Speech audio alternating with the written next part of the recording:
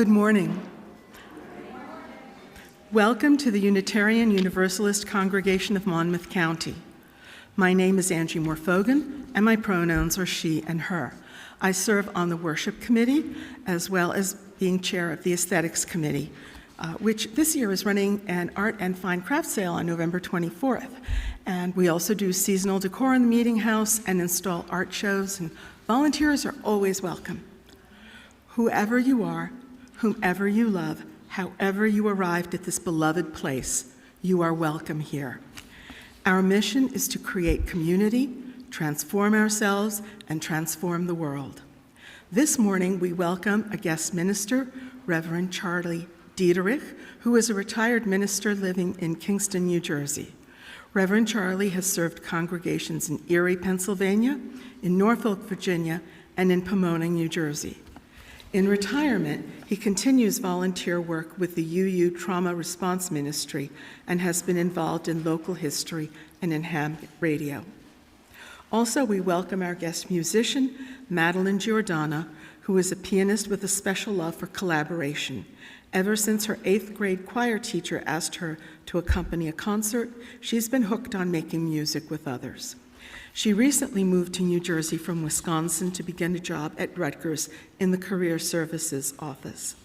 Madeline holds a Bachelor of Arts degree in mathematics from Saint Olaf College in Minnesota and a master's degree in educational psychology and counseling from the University of Minnesota.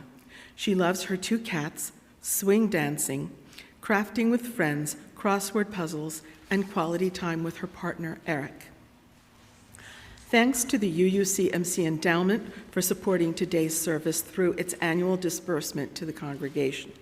You can find more about how you can help our endowment strengthen the mission of UUCMC at www.uucmc.org/giving/planned-giving.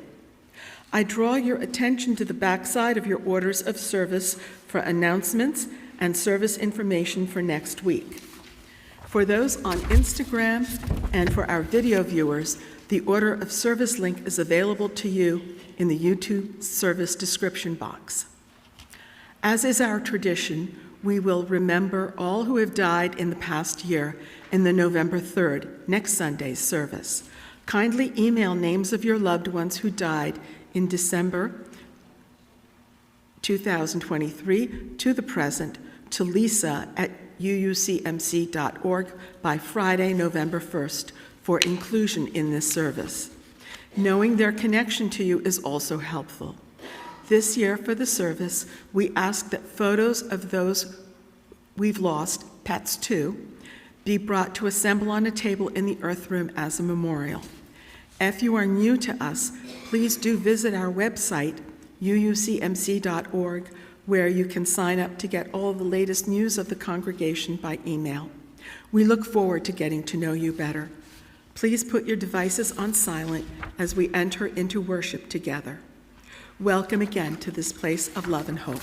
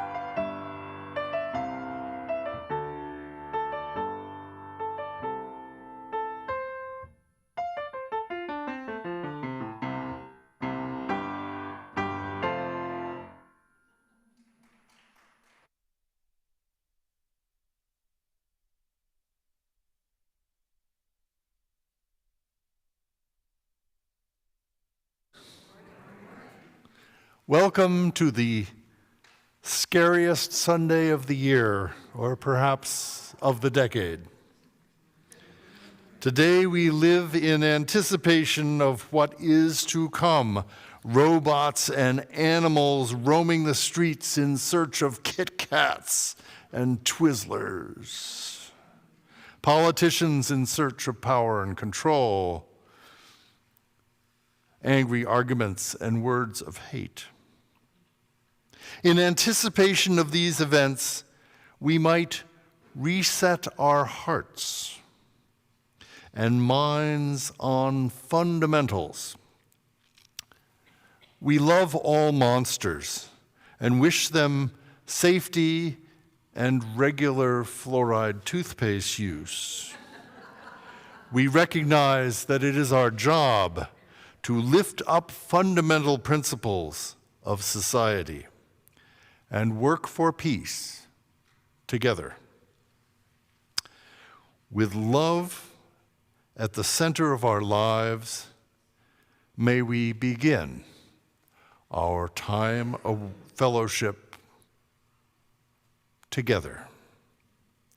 At the start of our service, we light a flame in a chalice bowl and remember the power of knowledge, inspiration, and community. Please repeat the words in your order of service. To strike a matchstick when all is dark, to light a lantern when the way's unclear, to gather by a campfire when we feel alone, we freely share the light from our chalice flame. Our opening hymn is in the Teal hymnal.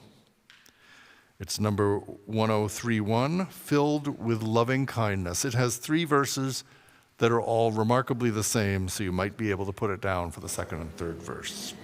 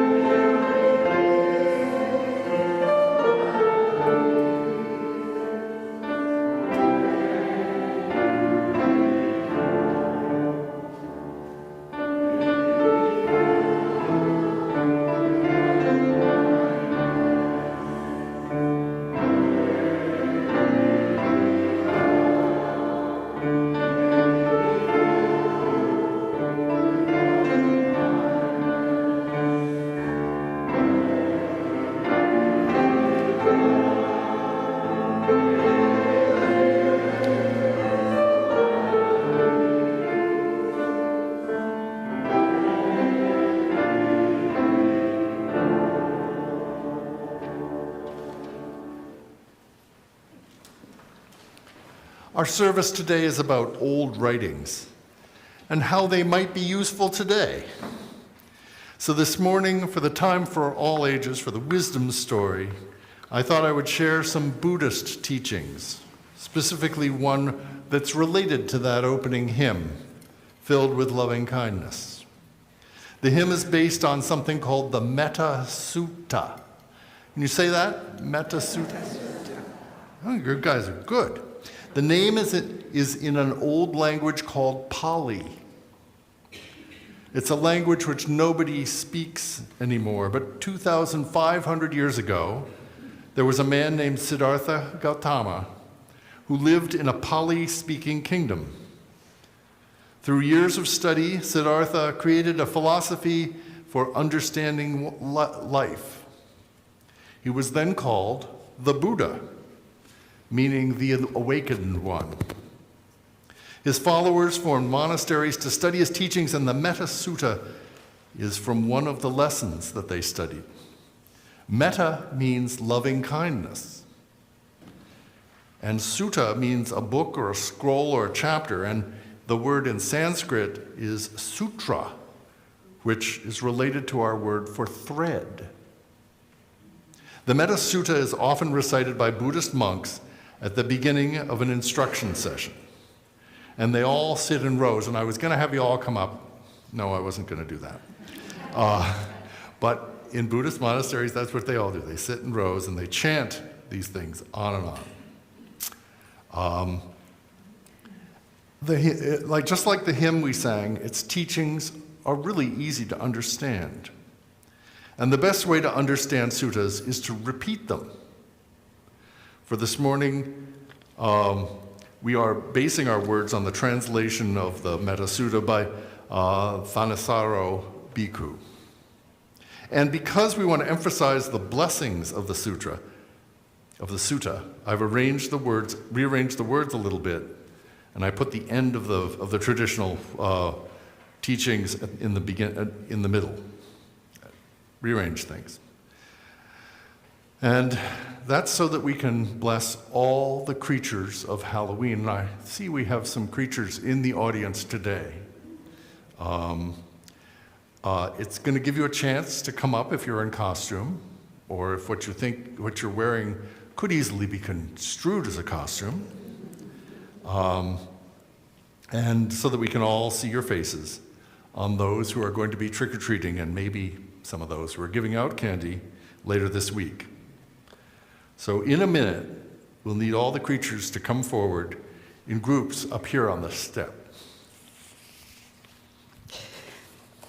So, all of you in costume, and those of you not, we're going to ask you to select one of 7 groups.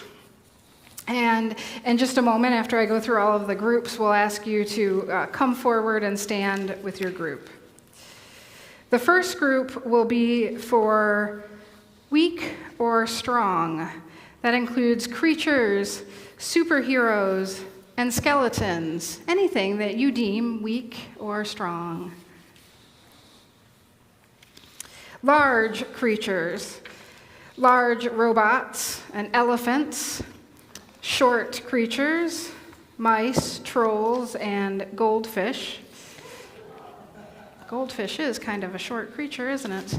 Blatant or subtle creatures, political figures or spies.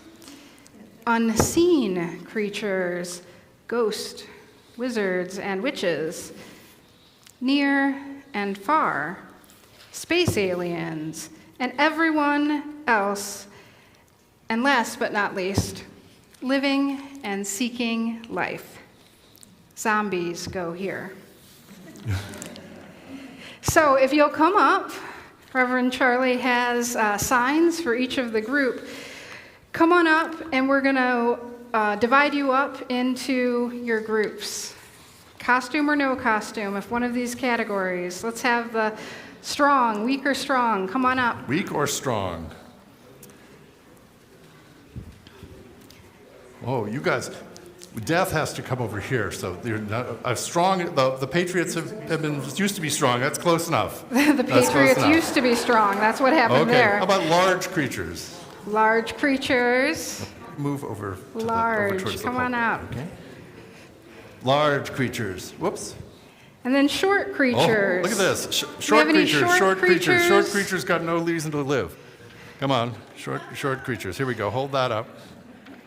Blatant or subtle creatures, political figures, spies, whatever you deem Oh, blatant or subtle. There we go. Oh, look, I can't. There we go. Unseen creatures, ghosts, wizards, and witches. Come on that's up. unseen. What did we mention? With blatant or blatant? Okay. Unseen, okay. Near and far, space aliens, and everyone else. Okay. And last but not least, living and seeking living life. and seeking. Any zombies in the audience? Okay. Oh, here's near. Yes, thank you. Near and far. Come on up. Do we have near and far? We need near and far someplace. Near you and look far. like a traveler. Here, you get to be near and far, okay? I don't have any extra signs, but I'm going to go over here by the unseen because nobody sees me, I'm sure. Okay. Can anybody see me? I didn't think so.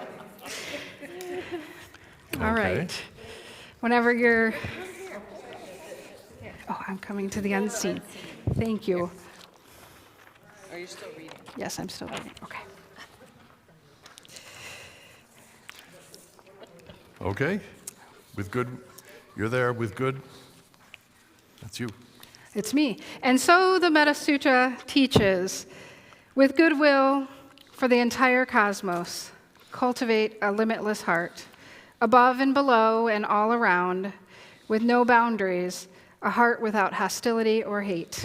Be resolved on this mindfulness, whether you are standing, walking, sitting, or lying down, whenever you're awake. This sublime abiding is to be done by one who wants to break through to a state of peace. Be capable, upright, and straightforward, easy to instruct, gentle and not conceited, content and not demanding. Live lightly, serene, prudent, and modest, and not greedy. As a mother would risk her life to protect her child, her only child, even so should one cultivate a limitless heart with respect to all beings. With that image of a mother protecting her child in our minds, and the realization that all of these are our children, and just as some of us will be freely sharing Halloween treats on Thursday night, may we freely bless these creatures assembled before us. We will chant the litany part of the sutta as sort of a call and response. When we get to the list of creatures, you are invited to say the response in parentheses. These words are listed in your order of service. Let's try it together. May you be happy at heart. May you be happy at heart. Okay. When we bless, this is to all of the creatures. When we bless your group, I'd like you to move to the side. We're just going to scoot over this way a little bit because then we're going to parade afterwards. So don't go anywhere. Don't sit back down. And then when the final blessing is done, we'll do that march. Do not do the slightest thing that the wise would criticize. Let us be resolved on this mindful blessing. Happy and at rest. Whatever beings there may be, may all beings be happy at heart. Weak or strong, without exception, may you be happy at heart. Long or large, may you be happy at heart. Middling or short, may you be happy at heart. Subtle or blatant, may you be happy at heart. Seen or unseen, may you be happy at heart. Near or far, may you be happy at heart. Born or seeking life, may you be happy at heart. May all beings be happy at heart. Let no one deceive another or despise anyone anywhere, or through anger or resistance for another to suffer. This is to be done to a state of peace. Loving kindness is not just I, you, we. May all persons, all beings, be filled with loving kindness. Blessed creatures, as you lead activities, we wish you peace and joy and love on Halloween and every night. As a mother would risk her life to protect her child, her only child, even so should one cultivate a limitless heart with regard to all beings. Thus ends the Metta Sutta. And now let us parade. All right, go ahead.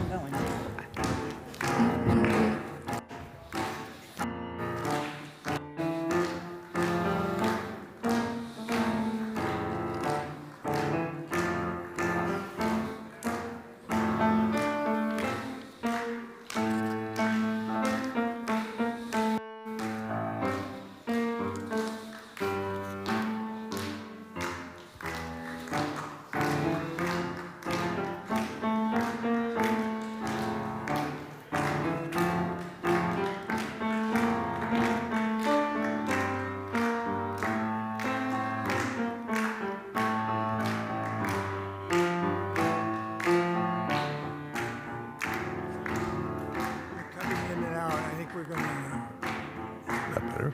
Okay. Test.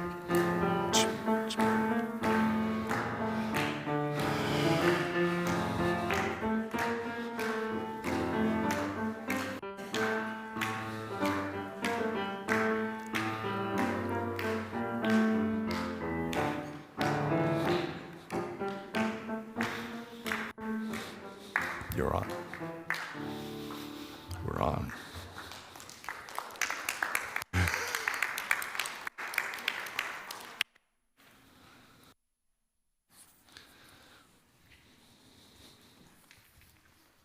Every week. Oop. Oh, there we go. Good.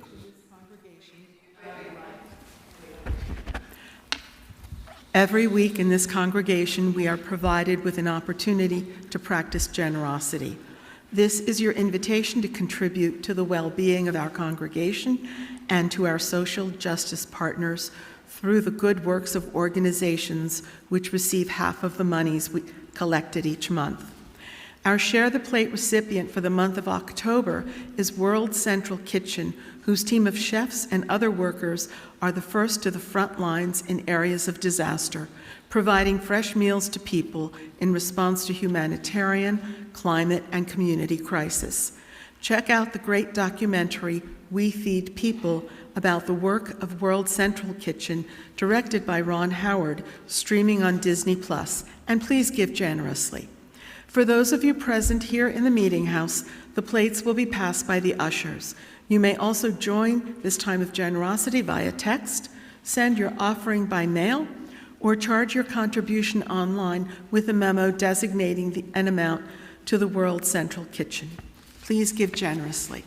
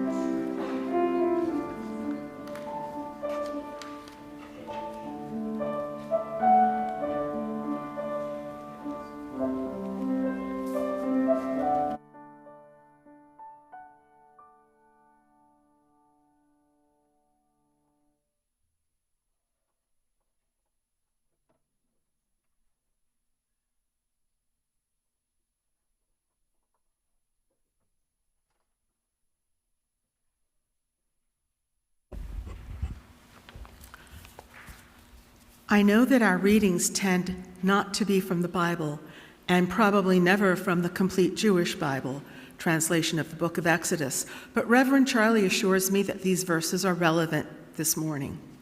Note that this translation uses male pronouns, he and him, to reflect the reality of the time when Exodus was written. Reverend Charlie and I will alternate verses. You are not to repeat false rumors. Do not join hands with the wicked by offering perjured testimony. Do not follow the crowd when it does what is wrong, and don't allow the popular view to sway you into offering testimony for any cause if the effect will be to pervert justice. On the other hand, don't favor a person's lawsuit simply because he is poor. If you come upon your enemy's ox or donkey straying, you must return it to him. If you see the donkey which belongs to someone who hates you, lying down helpless under its load, you are not to pass him by, but to go and help him free it. Do not deny anyone justice in his lawsuit simply because he is poor. Keep away from fraud, and do not cause the death of the innocent and the righteous, for I will not justify the wicked. You are not to receive a bribe, for a bribe blinds the clear-sighted and subverts the cause of the righteous. You are not to oppress a foreigner, for you know how a foreigner feels, since you were foreigners in the land of Egypt. This ends our reading. Thank you.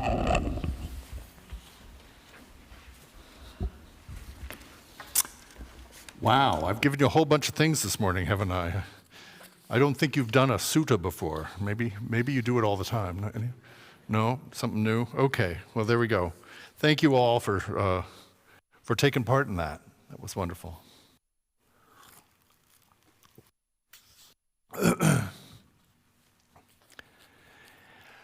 So in that famous epic movie that came out in 1981, The History of the World Part 1, Mel Brooks, with a long flowing beard, appears in a crag on Mount Sinai, receiving 3 sacred tablets on which God has inscribed the laws of the people of Israel.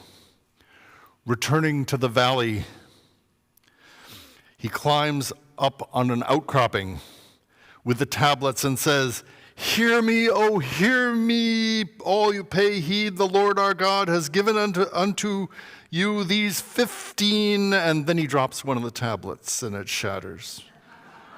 Looking down, he says, "Oi." But he doesn't miss a beat. 10, these 10 commandments for all to obey. Yes, our reading this morning is from the Hebrew book of Exodus, a biblical account of the tribes of Israel led by Moses, the great lawgiver, as they moved from slavery in Egypt to the promised land. And Mel Brooks was, of course, parodying Cecil B. DeMille's classic 1956 movie, The 10 Commandments, when Charlton Heston and a very big wind machine give a lasting image of Moses. It's the climax of the film. Moses brings the 10 Commandments from Mount Sinai. Cue the lighting effects. The 10 Commandments movie tells a story on an epic scale, as a Hollywood story with pageantry and drama. It's time we get past the Hollywood special effects. I did a bit of special effect when I named the sermon The 9 Commandments, because there are not 9 commandments, or 10 commandments, or to be accurate, there are no commandments at all. The word commandment is a Christian term and understanding. The Jewish term is mitzvah, singular, or mitzvot, plural. A mitzvah is a duty or a ban to be observed in faith. We tend to think of that there are 10 of them. The Hebrew Bible actually lists 613 mitzvot, dealing with everything from clothing to sacrifices.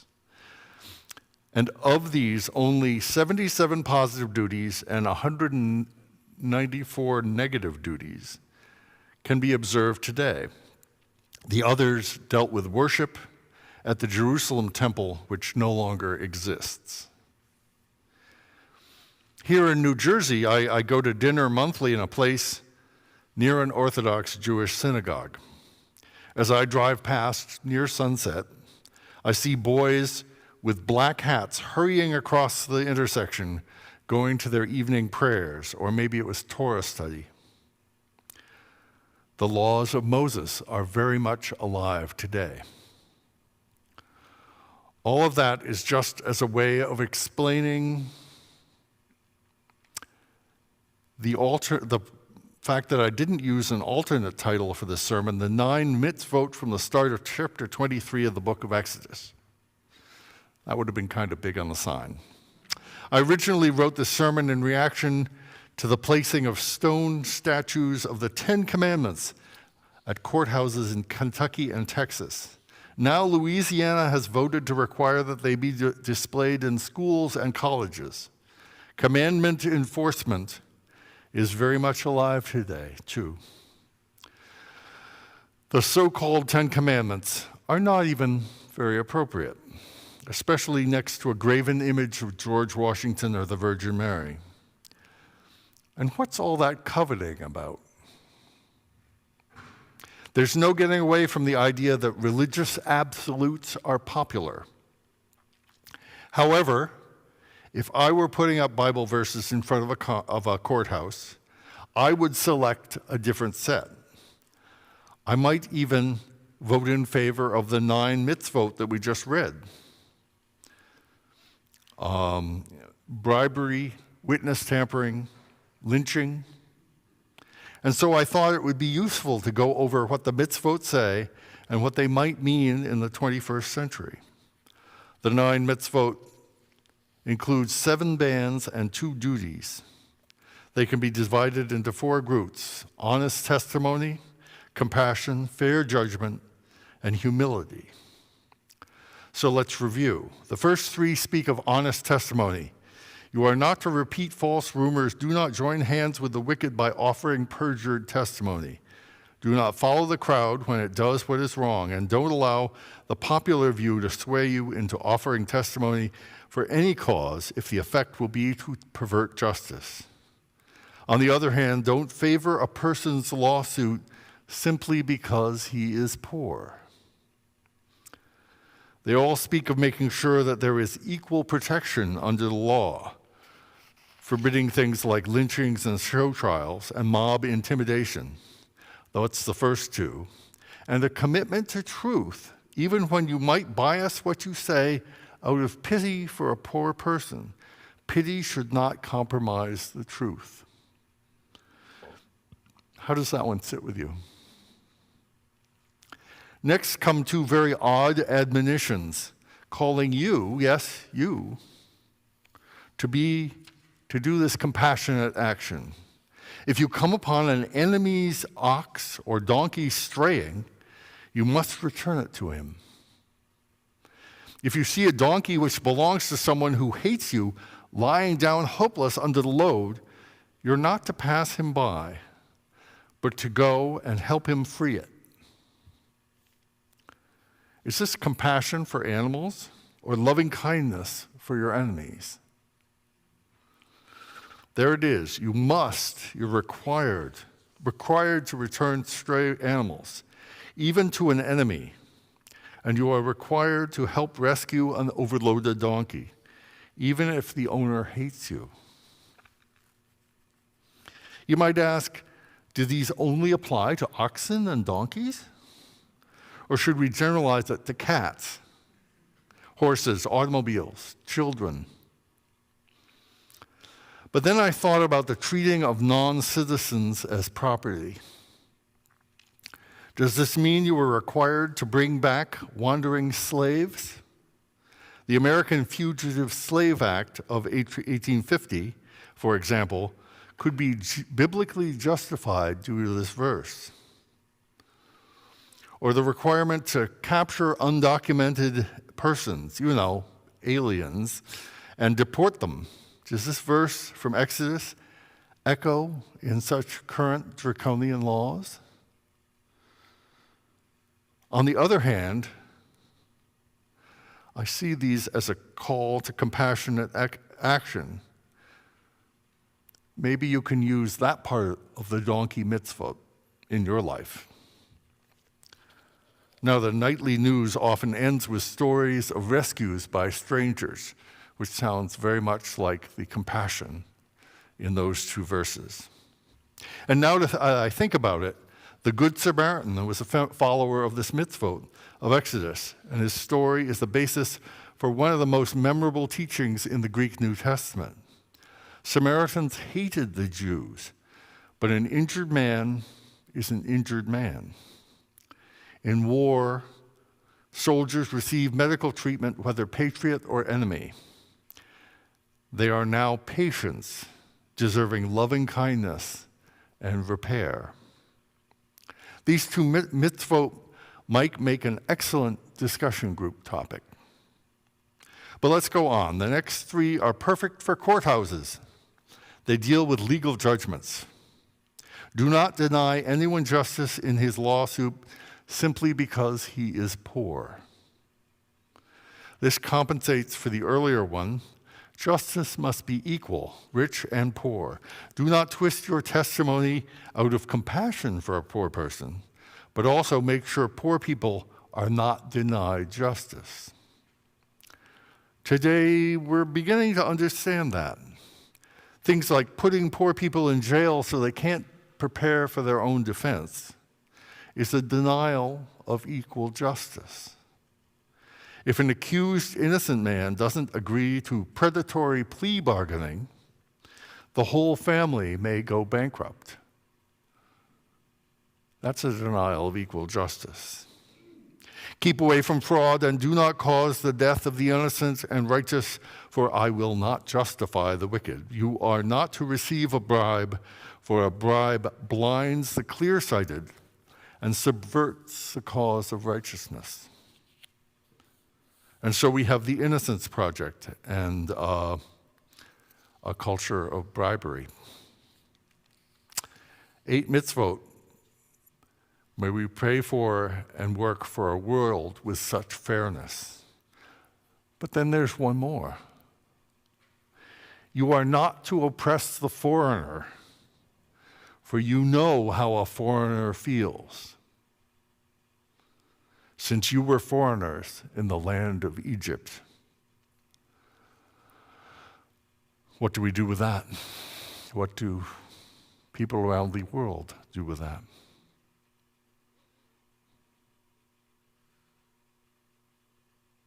When I originally wrote this sermon, the news was full of stories about deportations of persons living in the USA without documentation, full of exposés about government cruelty towards those seeking asylum in our land. We dehumanize these people, calling them illegals and criminal dishwashers. America for the Americans, we proudly declared. To have these 9 admonitions inscribed on the courthouse door, would they give pause to those who believe that God blessed America for Americans? Could such simple words bend our nation, our whole world, towards justice? What would it look like? How could it be done? You know, George Carlin was right when he said that 10 Commandments was actually a marketing decision.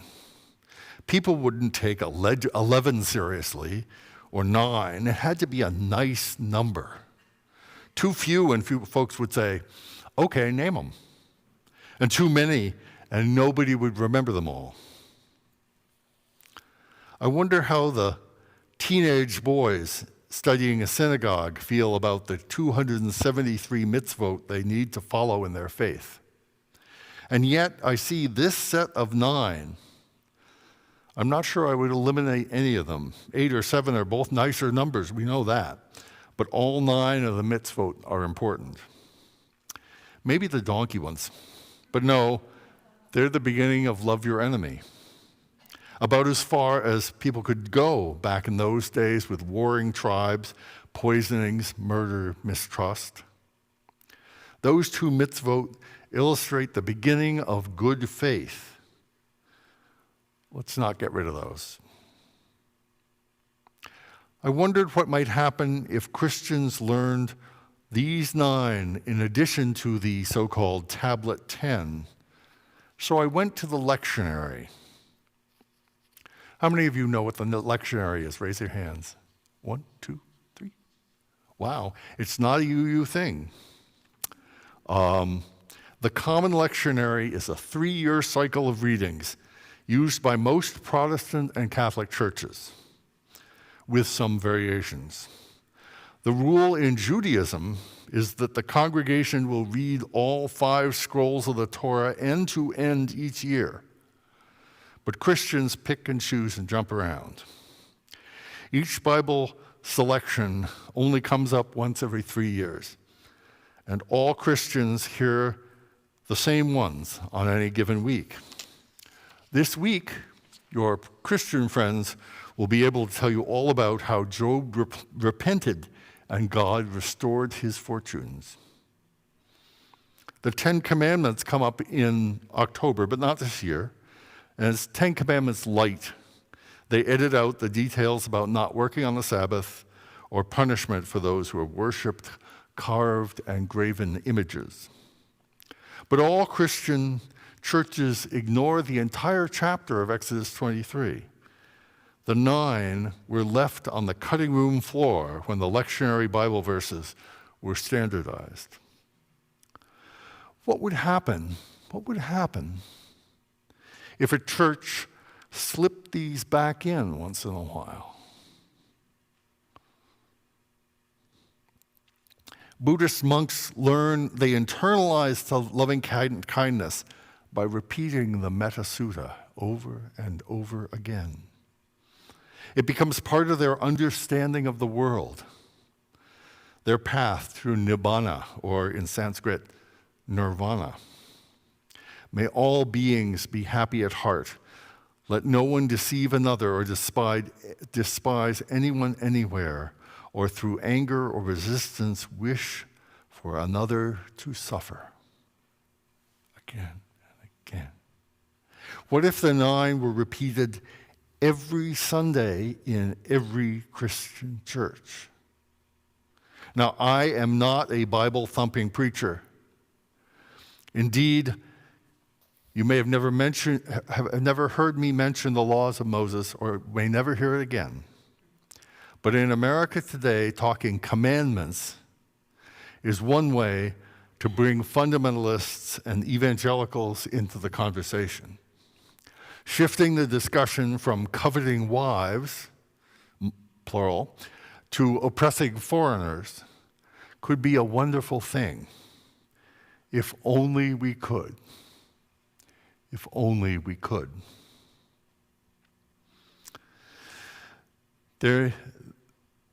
These may become dark times for liberal religion. I urge you all to vote, and I hope but cannot promise any particular outcome. Reverend Clarence Skinner was a Universalist minister when liberal religion was at a very low ebb, 100 years ago in 1924. He published a poem called "In the Time of Disillusion." It begins, "The world has grown unutterably old, a place of bitter disillusionment.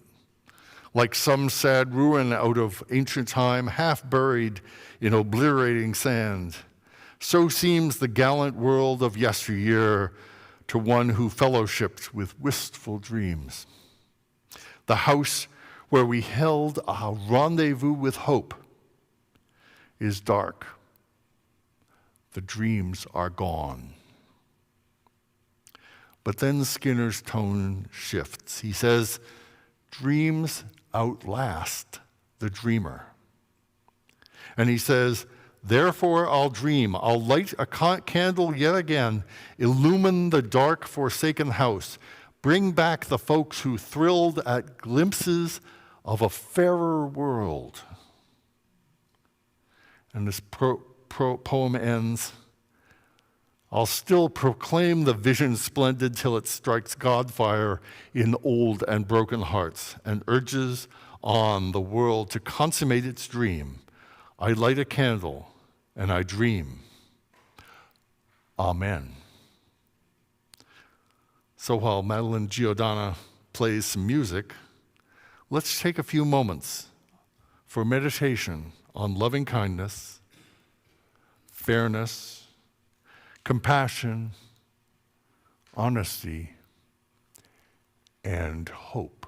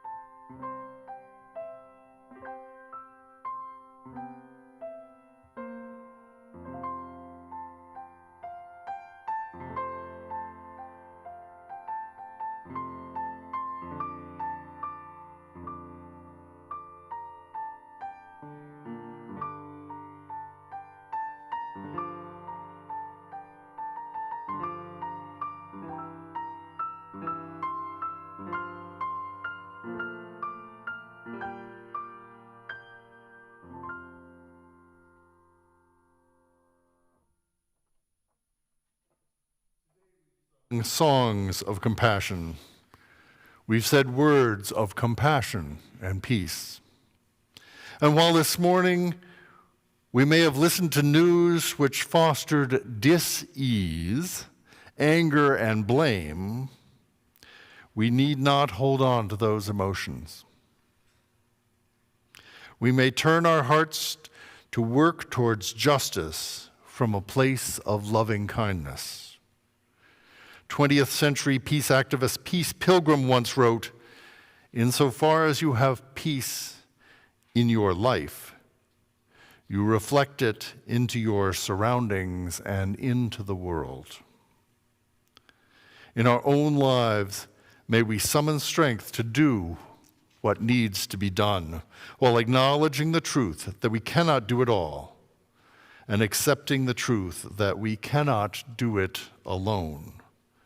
May we have the humility to ask for help and the civility to listen, to learn, and to lend a hand. Amen.